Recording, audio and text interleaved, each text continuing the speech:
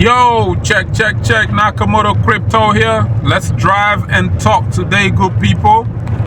You know, you're gonna want to stay tuned, like and subscribe. Let's get straight into the point. What am I talking about today? Hey, shout out to Smak. You know, Smak hit me up about Kaspa and Kasplex.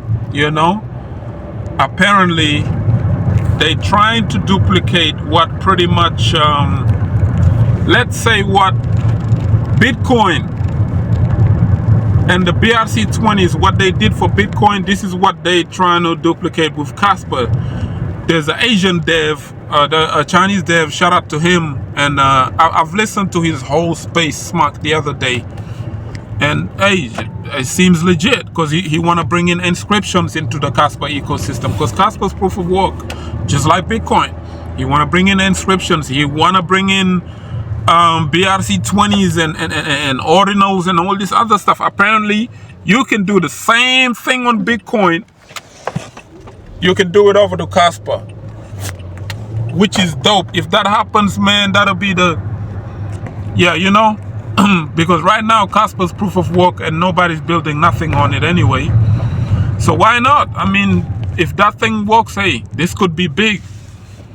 I think it could do the same numbers Ordinals and BRC20 did, because if you remember, the mom and pops over in China, they actually adopted BRC20. It's so big with sats and all this other stuff. That's why it exploded, that narrative, that wave.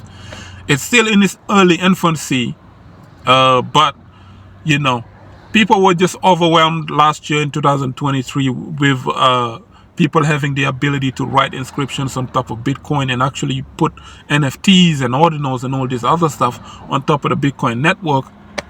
It brought DeFi into Bitcoin and all this other stuff, which is cool. So if Kaspa can duplicate the same thing, I'm saying why not? Because it is very much needed. A lot of these cryptocurrencies like Kaspa, for example, they can't just rely on, oh, I'm a proof of work, I'm much faster than Bitcoin. I'm gonna be an altcoin, but I'm gonna be a proof of work altcoin where people can mine me just like Bitcoin and all this other stuff.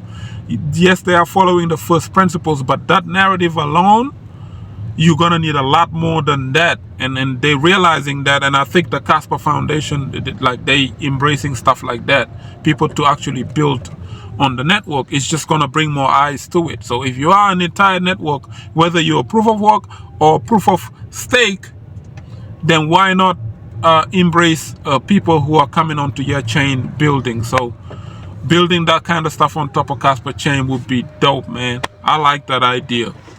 That's brilliant. And Mr. Zuni, shout out to Mr. Zuni, man. He was talking about economy. Mr. Zuni, I have to look into economy. There's one of my favorite tubers, you know, OG in the game.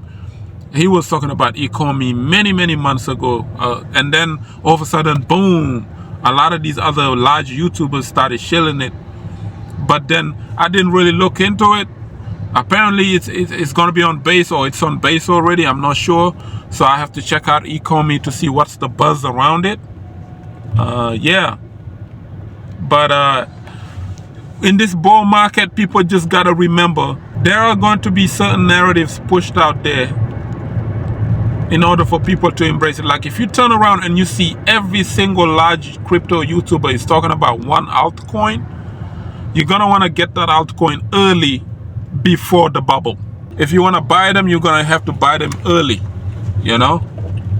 Yeah, that's all you need to do, really. Buy them before next year. That's what I'm trying to say, because by next year, man, 2025, the fun will begin. But right now, I'm just trying my best to not overly invest and spread my hands too thin. But Mr. Zuni, you're right, man. With this ETF approval narrative for Ethereum, Base could be the next setup shop, because, you know, Ethereum ETF is not really going to do much for Solana, but it's going to do a lot for Base. So I'm strong in that. They're going to be happy if Ethereum goes up, because you're going to see a lot of those meme coins and all these projects on Base.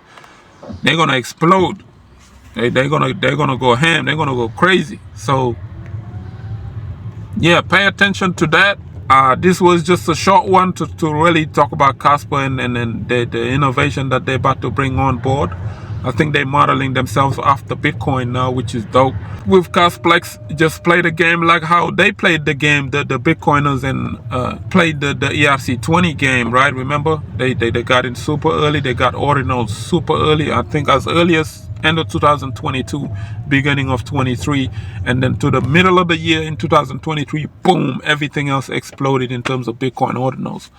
So with the Kaspa game, you just gotta pick to see, no financial advice, see where that takes you. You have to follow the narrative and say it. And in this bull market here, boy, this bull cycle, the narratives are gonna be crazy, man. Yeah, real talk. It's gonna move from right and left. I don't think it's gonna be like the 2021 bull market where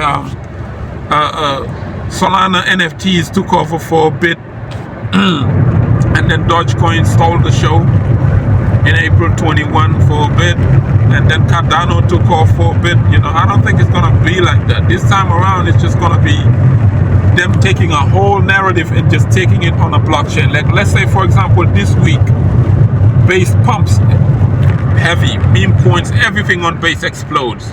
And then next week is gonna be pulsechain.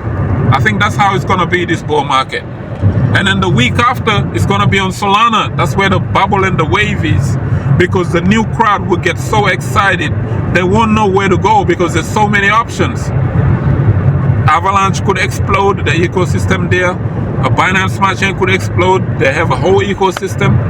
Then you have optimism with the layer 2s and blast and all these other ones. So the narrative is, instead of moving from token to token, project to project, you're gonna see the narrative spinning from blockchain to blockchain, and that could be even more beneficial to blockchains within themselves. But coins as individual coins, I don't see them doing crazy amount of X's like what they did during the last cycle. It's getting more heavier now. Bitcoin is getting more stable. It's looking more like a stable coin. Even with Bitcoin gains, you're not gonna see large gains or Bitcoin shooting up 300% overnight. Them days are long gone. Like, forget that, that's 2017. It's easy for Bitcoin to jump from $2,000 to 20K than Bitcoin to jump from $70,000 all the way to 300K overnight. That's not gonna happen like that, because I don't even think these institutions would allow stuff like that. They already got it. They're manipulating the heck out of it. Anyway, you know, that's just what it is. The BlackRocks and all these MicroStrategies and all these large entities that control a lot of it, they are gonna be, yeah, controlling stuff like that. They're gonna be fighting for control right now, and that's yeah, a narrative that's, you know, is gonna be pushed out there pretty much. But yeah, man, shout out to you all. This was just a short one. I'm gonna be doing more content, you know. I'm just on the road now, you know your boy. Like up the video, share it, subscribe for some crypto content. And I have been Mr. Nakamoto Crypto, and I'm out.